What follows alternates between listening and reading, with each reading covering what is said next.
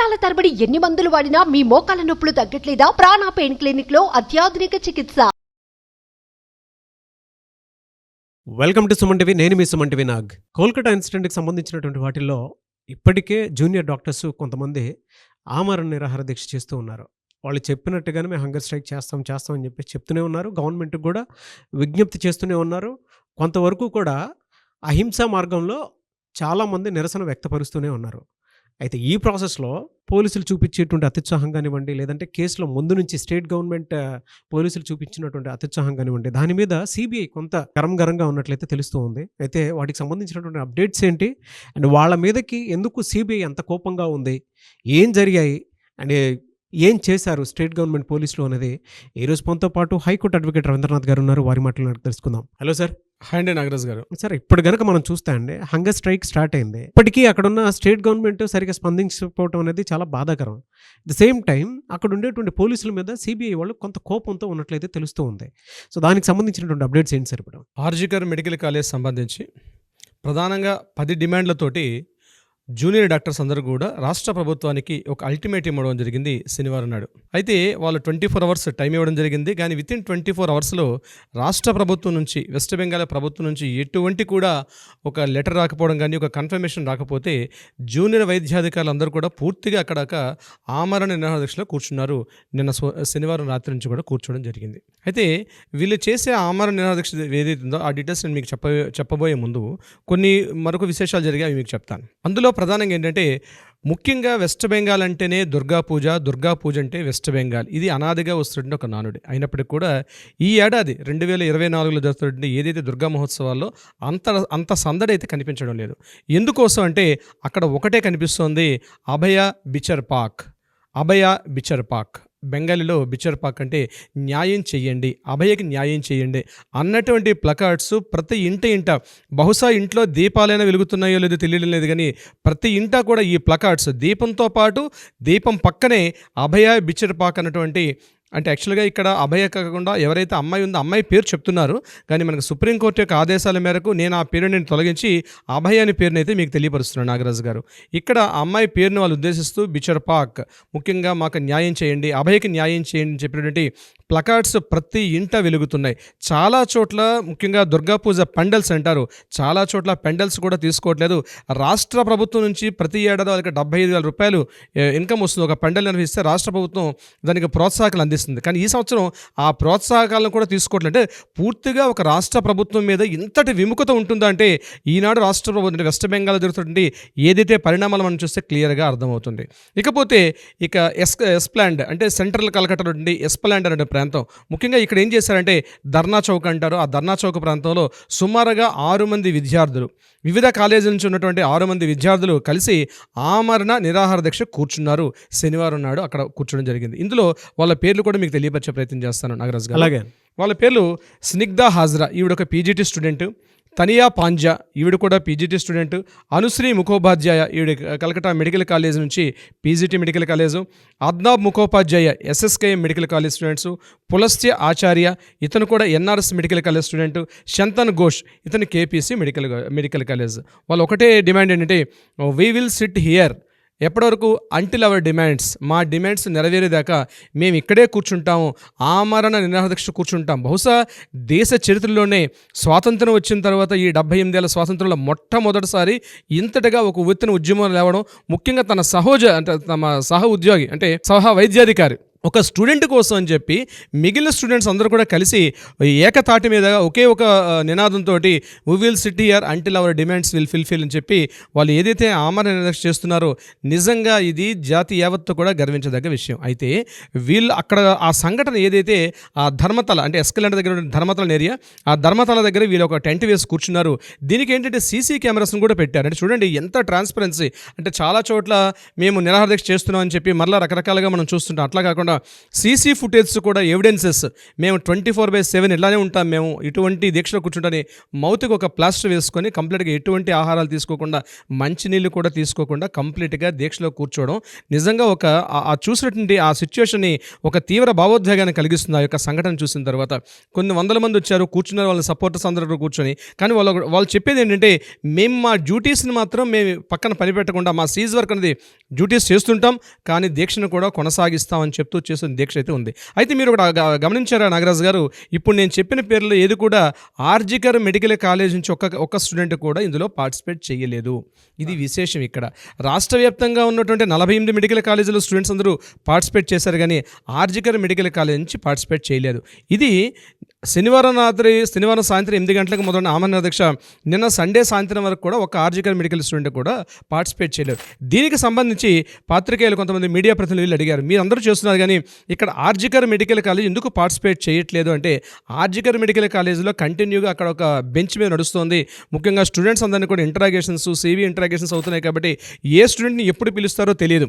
ముఖ్యంగా ఇక్కడ పార్టిసిపేట్ చేయాలని ఉద్దేశం ఉన్నప్పటికీ కూడా ఏ స్టూడెంట్ని ఎప్పుడు పిలిచి ఇంటరాగేషన్ పిలుస్తారో తెలియని ఉద్దేశంతో ఇందులో స్టూడెంట్స్ పార్టిసిపేట్ చేయలేదని చెప్పి మీడియా ప్రతినిధులు కూడా చెప్పడం జరిగింది. అయినప్పటికీ కూడా నిన్న ఈవినింగ్ ఆదివారం నిన్న రాత్రి 9 గంటలప్పుడు ఒక ఆర్జికర్ కాలేజ్ స్టూడెంట్ అయినటువంటి అంకిత్ మెహతా, ఇతను ఆర్జికర్ మెడికల్ కాలేజీలో PGT, ఇతను న్యూరాలజిస్ట్ స్టూడెంట్.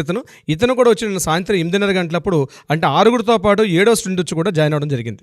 ఇదిలా జరుగుతుండగా రాష్ట్ర వ్యాప్తంగా ఇవన్నీ ఒక పార్ట్ ఆఫ్ అవుతుండగా ముఖ్యంగా CBI వాళ్ళ విచారణలో మరికొన్ని విషయాలు తెలియపరచడం జరిగింది. మీడియా ప్రతినిధులతో కొన్ని విషయాలు తీసుకొచ్చారు. అక్కడ ముఖ్యంగా ఏం జరుగుతుంది అంటే, వాళ్ళు ఒక డీటెయిల్ చెప్పడం జరిగింది. ముఖ్యంగా వెస్ట్ బెంగాల్లో ఆర్జికర్ మెడికల్ కాలేజీ సంఘటన జరిగిన తర్వాత ఆగస్టు 9 తర్వాత కంప్లీట్గా రాష్ట్ర వ్యాప్తంగా ఉండే పోలీసు అందరూ కూడా ఎవరైనా మా మీద ప్రతీకార దాడులు చేస్తున్నారనో, మా మీద లైంగిక వేధింపులు జరుగుతున్నాయని చెప్పి ఎవరైనా వచ్చి పోలీస్ స్టేషన్కి చెప్తుంటే కూడా పోలీసులు కేసులు తీసుకోవట్లేదు. నాట్ ఓన్లీ ఒక తలా పోలీస్ స్టేషన్ కాదు, రాష్ట్ర వ్యాప్తంగా ఉన్నటువంటి ప్రత్యేకంగా కలకత్తాలో ఉన్నటువంటి ఎవరు కూడా కేసెస్ తీసుకోవడం లేదు.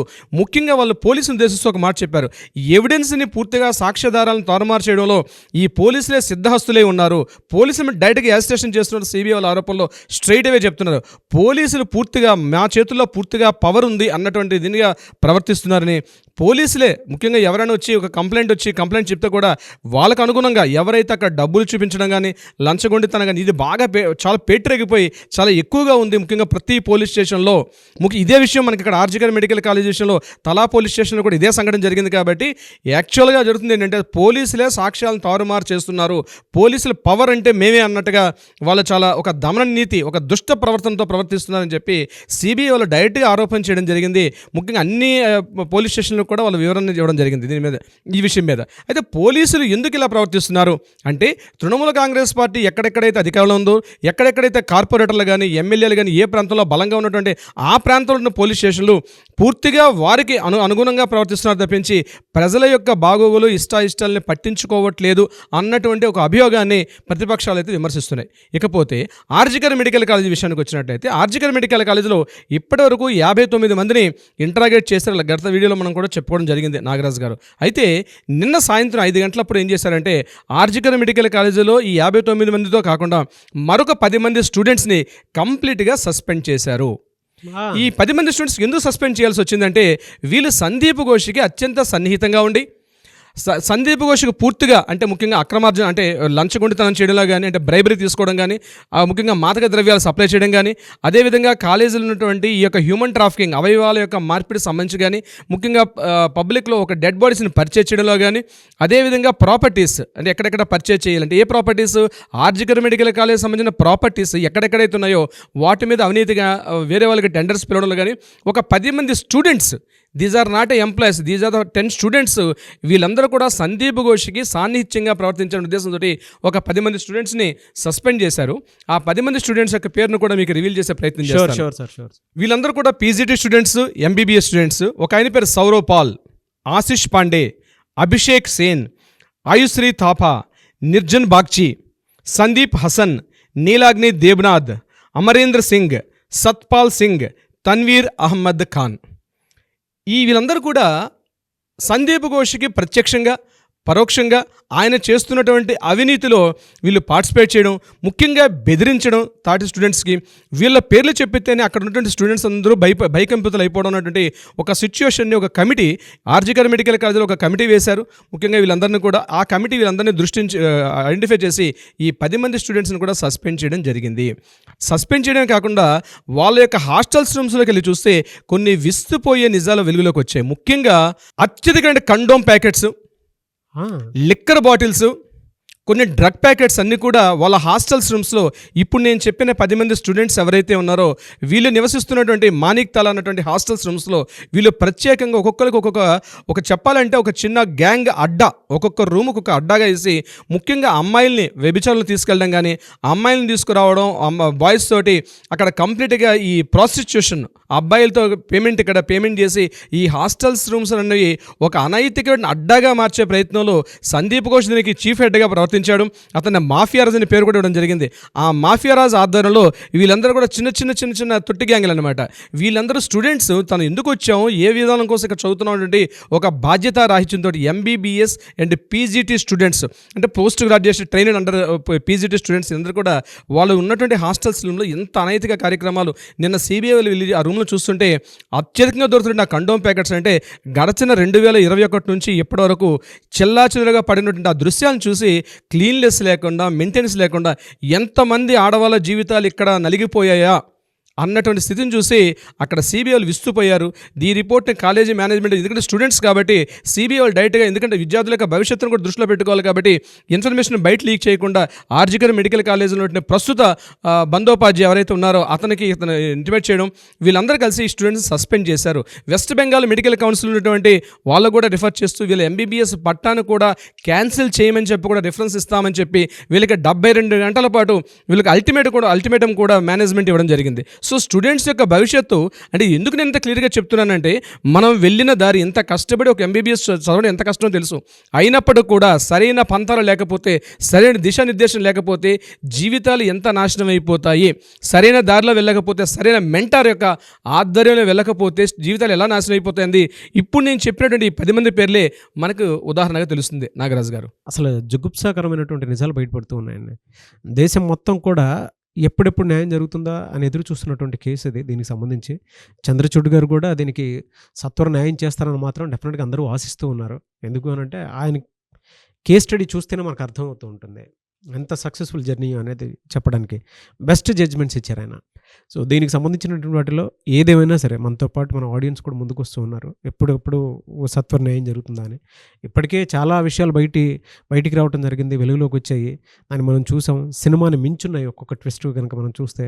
సో సిరీస్ వైజ్ చూసుకున్నా కూడా మన వీడియోస్ కంప్లీట్గా చూసినా కూడా చాలామందికి అరే ఇలా ఉందా అనుకున్నటువంటి ఆలోచన అయితే రాక మనదు.